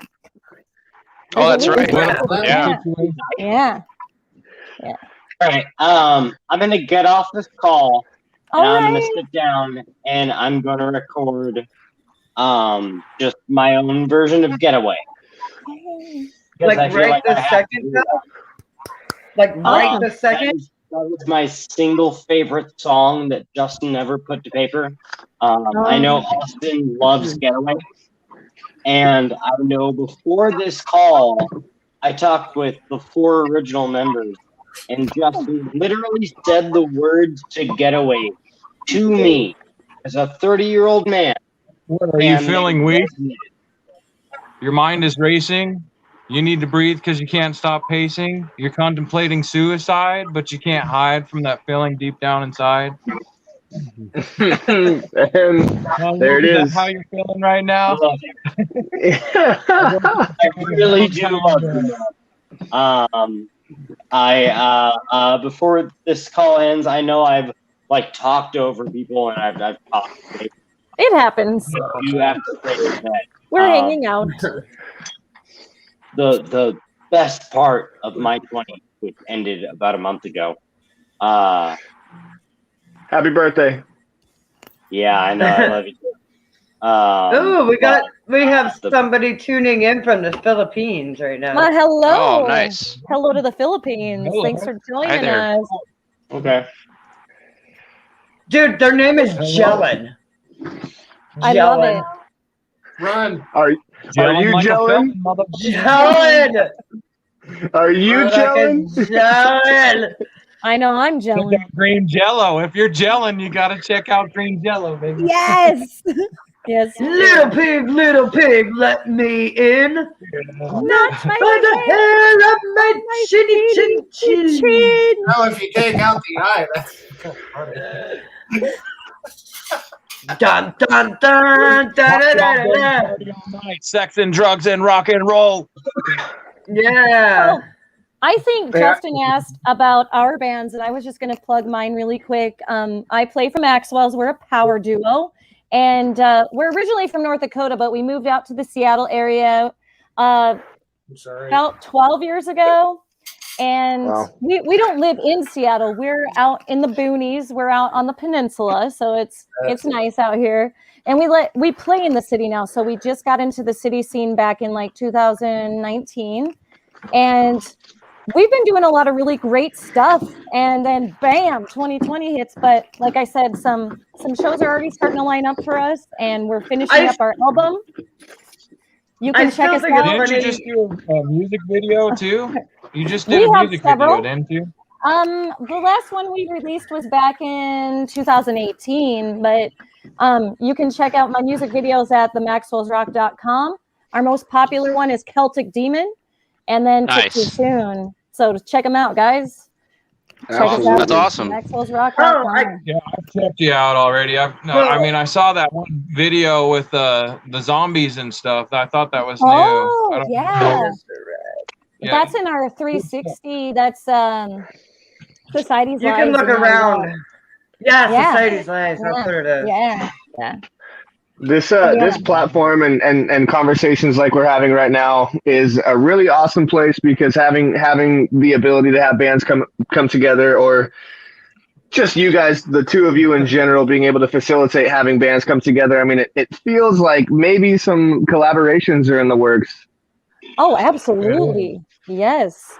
Oh, yeah. You're both doing some great things, especially during this COVID quarantine bullshit, keeping the music scene alive. So more power to you. That's we're awesome. in bands. We are in bands, so we know the importance of it to provide a platform for bands to play during this shitty, stupid COVID time, and it sucks. And man, I've been trying to play on my own. And I even have a buddy that has like a whole recording studio that lives like 5 blocks from me. David Joel, shout out to you, buddy. And for some reason, sitting with him in his basement and singing into a mic and playing guitar, or singing into my own PA and playing guitar, does not feel like this band. This band defined my youth. I think it defined a lot of our 20s and a lot of our teens. It defined my teens. Whatever the fuck, man. Your baby and your baba. No, I give those to my son. But I love you, motherfuckers, and I think that we're doing ourselves wrong if we don't all sit down in a room and fucking make the music. I agree. So Jelen says he or she is Jelen. Hell yeah. I don't know if Hey, it's a girl or a guy. You're not chilling unless you're gelling. Sorry, Jelen. Sorry, Jelen. They are Checking us Jelen. Play with fire. There you go. Play I don't with want to fire. use the wrong pronoun. We also don't want Out their of the shoes to ashes. melt if they're gelling with fire. I mean, playing with fire. Just don't be gelling while you're playing with fire. That'd be Yeah, that's dangerous. just very flammable. You can catch yourself on fire. Don't rock Do your not socks put- off and melt your face. Don't burn yourself. Just don't melt your gels. Before we go, can we acknowledge how the name "Play with Fire" could Yes. have come from one of the best Rolling Stone songs ever? Oh my But gosh, yes. Just That's came kind from Justin's of where I head. came up with the name, honestly. And also, when I was a kid, I used to always play with fire. There's this one specific story when I was 9 years old, and I don't know if you want to hear this, Cash, but me and the neighbor kid, Jordan Sharon, across the street. One day we had this chimney, and my dad was lighting the fire to heat the house, and he's throwing newspapers in there. And we had this milk crate full of newspapers. And I saw, they light very quickly. So I grabbed a stack full of newspapers and went to the neighbor's house. And in their carport, me and the neighbor kid lit the freaking stack of newspapers on fire. And the flames got super high. And next thing I know, I was 9 years old. Next thing I know, my mom opens the back door. And she was like, Michael! She called for my dad. She's like, Michael, grab the fire extinguisher. There's a fire. So me and the kid ran off thinking we were in trouble. And then we hit Nob Hill School in Yakima and then waited about 10, 15 minutes thinking it was clear. And I came walking home and there were fire trucks and police officers out there. And I walk up, my mom's standing outside and I was like, what happened? And she's like, you damn well know what happened. Get your ass inside. And I remember that family talk. My dad said, you sure like to play with fire, boy. And that stuck with me through my whole freaking life. And then the Rolling Stone song came about and it just added fuel to it. But that's the main reason why I've always had that name in mind. It just added fuel to the fire. Is that what you said? Kind of was given to us as a gift. So Justin, Tim, I think Austin know this, but my I was a pyro when I was a house kid. burned down when I was 16 years old. Oh my god, dude. That's a bummer, lost man. everything. Shitty. We lost all of our pets except for one that pushed her way out of a window. My parents still have that cat. Oh my god. My entire life was lost at 16 years old, and I still don't know to this day if it was because I was fire or if it was because we had something burn out. Yeah. We lived on 10 acres in the middle of nowhere, so a fire started and it burned down the house. Don't play with me because you're playing with fire. Yeah. So it was, that was when I was 16 and I played in punk bands. The first punk band that actually took me in before Play with Fire was these guys in a band called Burn, Burn, Burn. And they really liked me and I tried to play in their band and I didn't cut it. Yeah. And they're still a great band.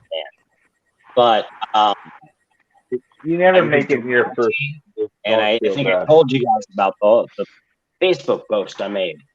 And I said, stoner punk. And that's where Justin found me. And to this day is still weirdly I lost everything to fire. He might be the one. I think a lot of the issues that I have as a 30-year-old man come from losing everything to a fire. And the band that I spent the most time in, that I relate to the most, that I feel like is my family to my core, is Play with Fire.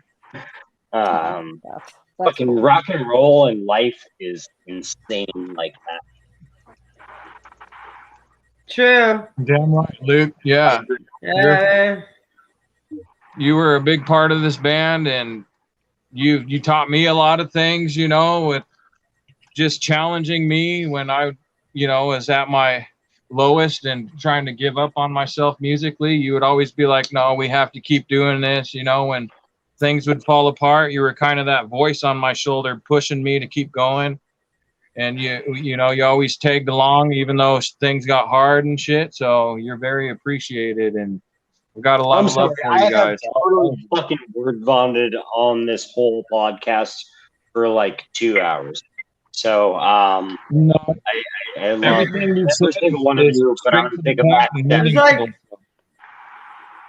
go ahead. and it wasn't 2 hours. It's been like an hour and 40 minutes. Hour and 40 minutes. There we go. We're out there. I feel like I have talked a lot. There's me, Zach, and Bill Manspeaker right fucking there. I look like shit in that picture, but hey, I love it. That was fucking I like awesome. it. Oh, Eyebrows and a beard. It's got something to say, Tim? You want to? No, I'm listening, Yeah, man. Tim. I'm learning a lot of shit right now for that. Really, I didn't know. So, Hey, now keep going. Isn't this crazy, Tim? Tim, me and you started this shit, Tim. We did. Isn't that crazy? Fucking, well, we all fucking were apart, but me and Tim, it all started because me and Tim got together wanting to start a band. And then we found Mike, and it just fucking evolved from there. It's insane. The whole MySpace era. Tim already knew of Yeah. because we were cousins. You know, it's dead honest. It's crazy. Tim already knew of Mike because we were cousins. And then he's like, hey, man, I'm going to invite Zach Burt over to play music with us. You guys down with that? And I was like, well, do I have much of a choice? It's my house. He's like, no, man. And he's like, no, you don't. It's kind of hard to play drums with your hands tied behind your back, huh, Mike? Well, we didn't have a place to jam or anything, so we had to go to Mike's place because that was pretty much our only option. And what I do have to say about it is this. What I do have to say is that, you know what? It's the most epic band I played in for the most of my life. The most epic band I played in with you and I and Tam and Zach, the very beginning. And it was the most epic band. So at that point, not that my hands were tied, but I really didn't even really have to. Yeah, you guys didn't really have to hold them behind my back either. You know what I'm saying? yeah. Oh no, Yeah. no, you were in for the long run, basically. Mm-hmm. Yep. We're popping in Yeah, like for every the once in a long while. We were popping in every once in a while. Like I was there at the start, and then shit happened, and then like I always been support. It's just like it's like God damn it, I want to play and all this other stuff, and it's like I don't think I haven't quit since. We're goody. Mike's back. Oh, hi. So, Zach, I was you pulled up. I just played some of the video. Yeah, I could hear him off screen. Oh, see, I couldn't. Zach, you pulled up a flyer for a show. June 18th is actually my birthday. So, what are you doing on June 18th? Nice. Yeah. Competition. Yeah, we have a live stream concert. It's going to be. So if do you guys know where? You guys know where Basin City is? I do. I don't know where that's at. Okay, that's the date of our next show. It's an all-day thing. And I mean, since Like we're all the talk- big fracking punk party. It's like sweet, okay. kind of like punk, and like I think we're like one of the only punk bands on there. That's really Ooh. sad. You know, I feel like Yeah. Hated Noise needs to be on this bill. Like we would just wreck it. Mm-hmm. well, there's like Fucking wreck it. there's some other ones like we're the punk attraction of the show, and then there's a few others that are like one's like a Cannibal Corpse type thing, and then Like Cannibal Corpse. yeah, Ooh. and a lot of thrash bands and stuff like that. Hell yeah. So, yeah. So if you guys are in Basin City and it's around Sounds like a lot of fun. Okay. I see where it's at. All right. yeah. Yeah, no, we're not even going to be close to Basin City No, vaccine. Like, not even close. Yeah, We cannot stream from there. We're doing a whole live stream concert, and we were like, who wants to play? And we've got like 12 different acts. Like, it's going to be a 6-hour live stream festival for my birthday. It got crazy. It's going to be so fun. Oh my God. Yeah, that's awesome. It's going to be a nightmare. Yeah, for us, we'll be like working, and I'll be drinking, and I'll be like, what's going on, friend? Oh my God. And I'm just like, I can't read the numbers in the thing. God, it's going to be awesome. It's going to be epic. We're going to have a blast. I cannot wait to see your face again. So we're not actually close to each other. We're about, how far away are we? 200 miles? Like, it's not crazy. quite 200. We are like 130 miles. Oh, okay, 130. But it takes like 3 or 4 hours to get to each other. Because that's kind of our distance with everybody too. Everybody's spread out within about 200 miles as well. Yeah. Yeah, that's how it goes. I think it is. I think everybody that really cares about each other, of them, myself and Mike are both on the inland coast. So like inland. Yeah. You sound like you're from England. We're inland. Inland, I mean, as far from the coast, so Spokane or otherwise. Yeah. I think so Maxine, that far away, but I know Austin, Tim, and Justin are all basically in Chilean County. So we have. I hate Wenatchee. I'm so sorry, but yeah, it's just not my jam there. Oh, dude, yeah, I don't really like it either, but I'm fucking stuck here. It's so fucking expensive and ridiculous. It's beautiful if you like outdoor shit, but see, nobody likes Wenatchee. Nobody. Try living in Leavenworth, dude. Do you know how much fucking money rent is around here? It's outrageous. If nobody Leavenworth, why the fuck do they come over here and live there and send them fuckers back? They're making my rent expensive. Right? That's why I got out. I live in Kennewick. I'm spending like fucking $1,100 on a shitty ass 2-bedroom apartment. It's not like the Tri-Cities are that much better than fucking Wenatchee. I'm sorry. Yeah. No, I agree. I've terrible. lived in Richland and I've lived in Wenatchee, so I have experience in both places, and they both sucked. That's why I moved back to the coast. I'm born and raised in Yakima. Yakima fucking sucks. That's a really bad place too. It can be rough in Yakima, man. Damn. Hey, Maxine, how do I find the link to send to my sister to watch the podcast? So you would go on our Facebook page and just share the link to our YouTube, or go on our YouTube page and share the link. So there's a link to Musicians Hangout. Okay. Here, I'll pull it up. I've got it in the chat. I know, but I don't think they can click on it in the chat, can they? Oh, maybe not. I don't know. Shit. I've never been a guest, so I don't know. I don't know either. Shit. I don't know. But there's the link. All sounds suck. We need to go off the grid and just play rock and roll all day. Yeah, right? Play fucking rock and roll random, but yeah. all day. Let's do Is that. that you or your kid, Justin? Send him the link. Hey, Crash, can you send damn it, IKEA, what the hell's your name? Andrew? Austin? Austin! Yes. Austin! Shit. Sorry. Okay, but I need Austin's last. Austin, what the fuck is your last name, bro?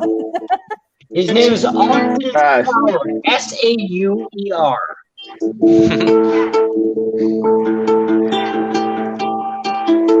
Yeah, S-A-U-E-R, like sauerkraut. Austin Sour. Sauerkraut. You belong here. I'm getting it to you. I'm getting it to you. Yes. Oh shit. Yes. Hold on, I gotta. Justin, you're making it hard for us to talk. 1 second. Wait, Oh, what? my Lovely, but it is loud, but that's okay. Like, where the hell I'm is your the mic? last Like one. right there? God damn. Yeah, right. You have a nice mic. Seriously. All right, guys. So we're going on about 10 more minutes left of the show. And what we like to ask our guests toward the end of the show is what sort of advice do you have for other musicians? Just Good to keep Lord. playing. Don't stop. Just keep Go playing. let's go one at a time. Justin, go first. Yes, thank you. Go. Hey, what I like to say is this, and it's not my advice, it's advice from Jimi Hendrix, and he said that compliments are bad. Okay, compliments are bad. Flow from what your heart speaks. Okay, literally, that's my part. Literally, flow from your own heart. Okay, otherwise it's somebody else's. Come original or okay, and that's my opinion. Okay. But ultimately, Jimi Hendrix advice, compliments are bad. They give you a false sense of security. Wow. Flow from your own soul. And that's where it comes from mine. All right? That's Have ideal. some fun. I love Yeah, that. you're not doing it for Love anybody Jimi else. You're doing it Hendrix. for Thank you. yourself. Exactly. All right. Austin, what's your advice? Man, like I said earlier, music, and it's music really is medicine to the soul, and if you enjoy playing music, don't ever let that go away. Like, don't ever let life get in the way of enjoying playing music, because playing music ultimately will make you happy, and it's real easy to get distracted by life and what life throws in your way. But don't ever let that get in the way of you being musical. All right. I like that. Pretty real. Harrington next. Well, I guess it would really depend on what kind of musician and which direction they would want to go. It's very gray. I guess I would want to say that when I wanted advice, being in between bands is probably when I needed the most advice, because I didn't know where to go and what resources I had. So the only option I had was to create my own music, and at that point you start making it feel real. And once you start doing that, it does feel a lot better. So I guess at any time when you feel like you have really nobody or any resource, just do it for yourself. Take time to really know what feels best for you. And that's the advice that I wanted back then. And it took me getting off my ass and learning a different instrument when nobody was around that I could jam with. So yeah, if you don't have anybody or anything that you can that can really help you, do it yourself. Learn the drums and fucking figure it out yourself. And then I really think that's where you start growing. So that's what I would say. Just keep growing, definitely. All right, Luke. Good advice. Thank you. Thank you, Zach. I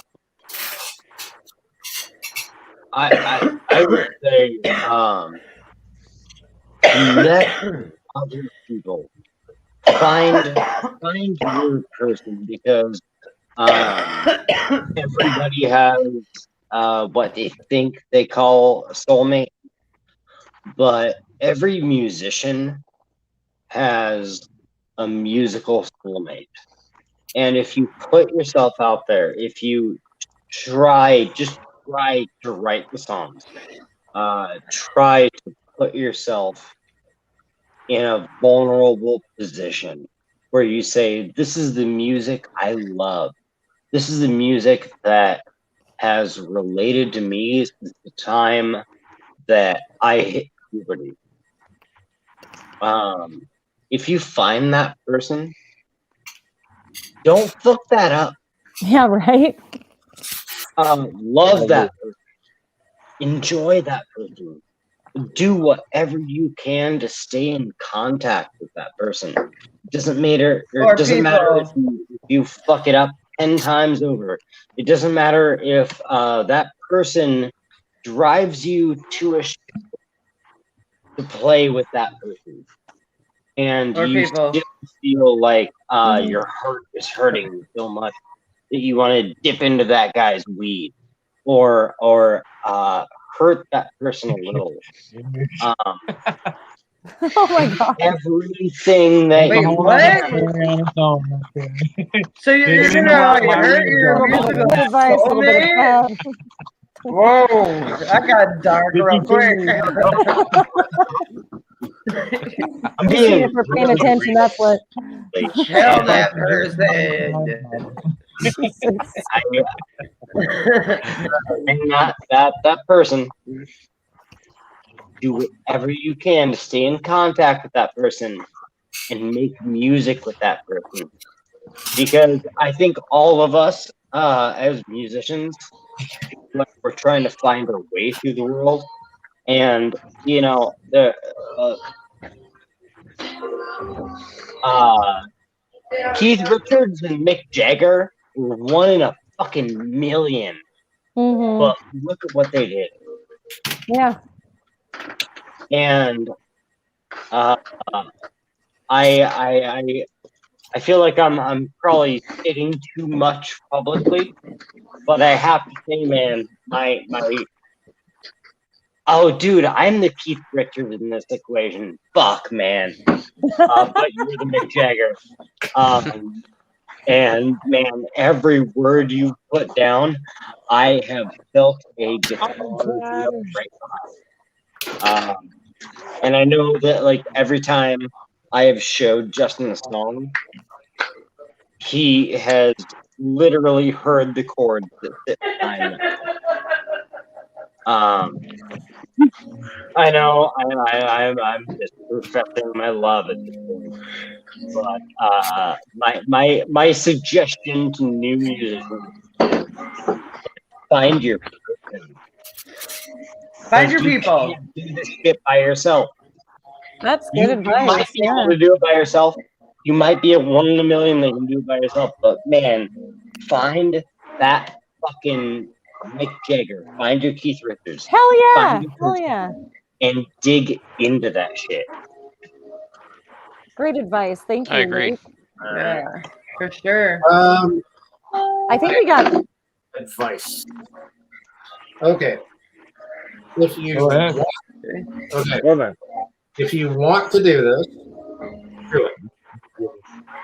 Know that along the way, you know, if you really want to do it bad enough, you are going to eat a lot of shit from promoters to other people to, you know, people that are going to talk shit about your band and all this other stuff.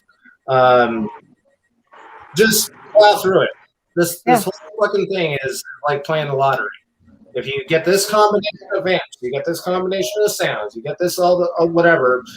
It's the equivalent of putting, you know, numbers on a lottery ticket, and what if it plays? If it plays, maybe you get like a hot dog and a hamburger, or maybe you know, become something a little bit more.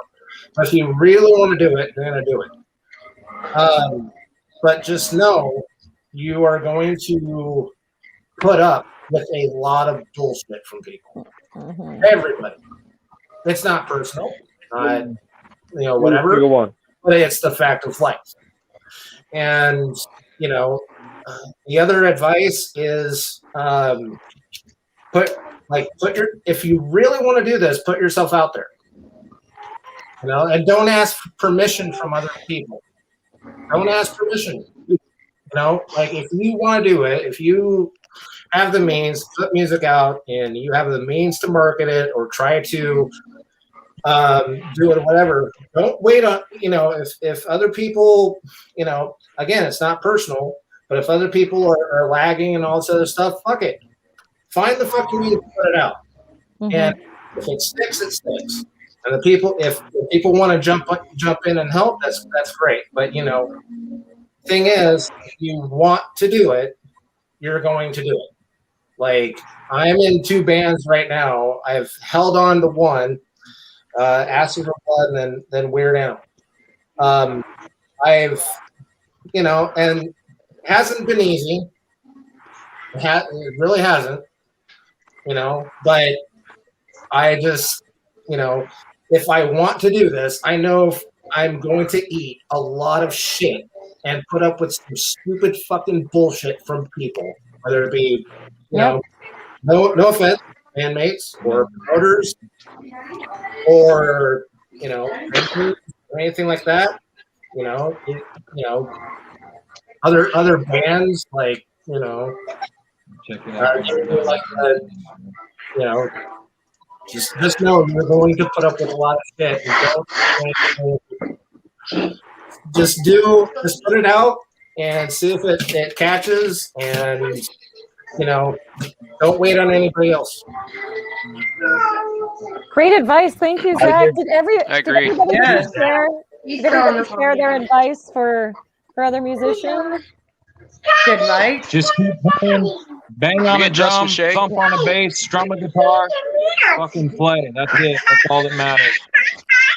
Sing your favorite song to yourself Definitely. while you're playing your guitar. Teach your kids, man. Definitely teach your kids. Yeah. Definitely. Teach your kids. I dude, This I boy's rocking out the Queen. I've only ever had pets, and I unfortunately can't teach Hank how to learn the Hank Williams song. But All right, Well, guys. back to the Well, bone. thank you so much for joining us tonight. We are out of time, and we just wanted to plug you guys one more time so you can find Play with Fire. You can follow them on Facebook. Look for Play with Fire Rock Band. That's how I found y'all. And Thank you. also, I just went to Play with Fire band.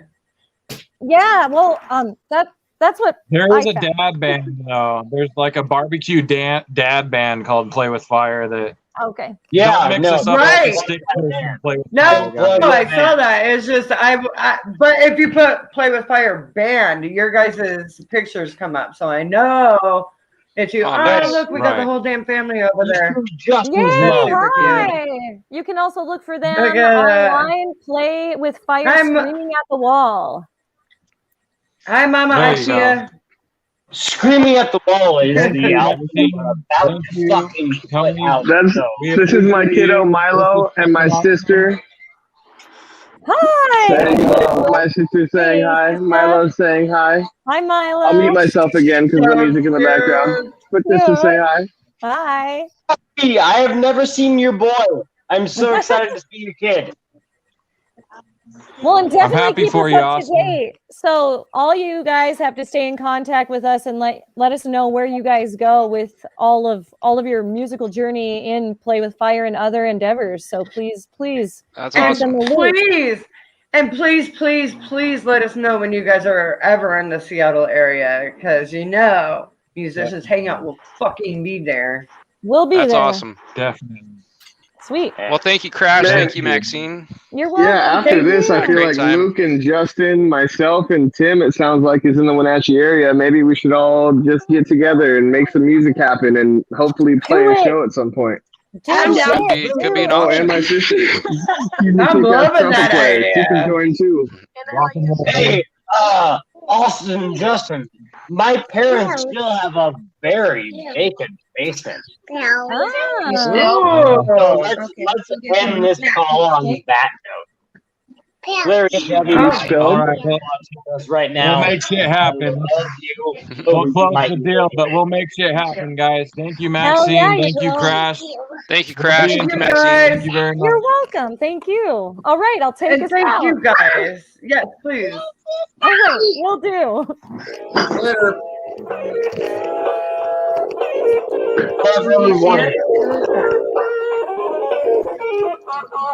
Who's in that? Good night, everyone. See you next week. Good night, everyone. Good night. Thank you so much. Thank you. Good night, Thank you very guys. much. Have a